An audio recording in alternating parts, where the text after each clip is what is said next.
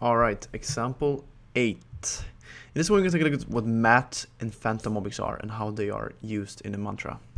So here we have a scene. I have added two boxes.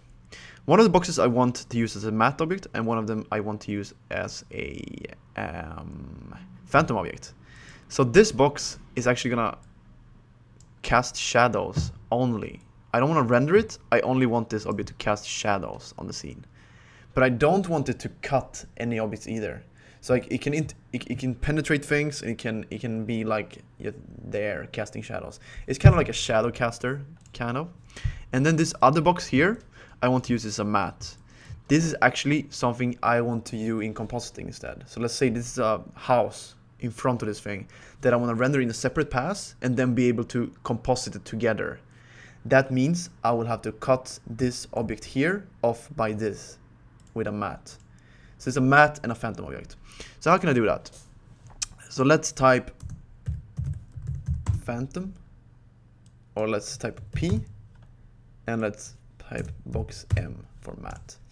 So in our mantra, we want to do enforced mat. We want to type box underscore M, which will select this node. And in phantom, we want to type box underscore P, which will take this box right here. This means that if I press render, it's gonna look like this. The phantom object is casting a shadow, as you can see over here. If we actually went ahead and removed this, we would render the object, and we would also render shadow. If we instead went ahead and switched the phantom object off, you can see that the shadow is no longer casted from this object and it's not rendered. We can switch it off like this and then go in and add it to the phantom object, like box P, and it will cast a shadow. So let's remove that. Now we simply have this mat. And what does a mat do? Well, it actually makes the alpha 0.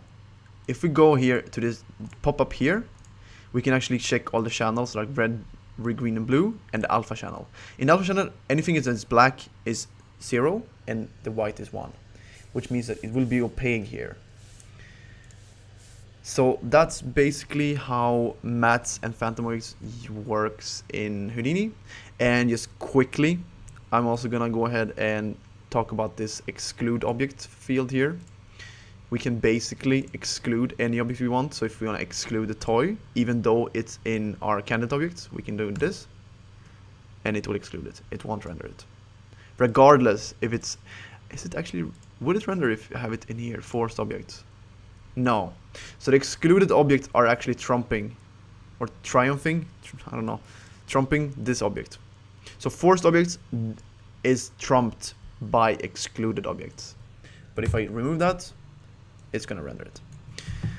So that's basically how force mat, force phantom, and exclude object works in mantra. Thank you guys for watching, and I'll see you in the next tutorial.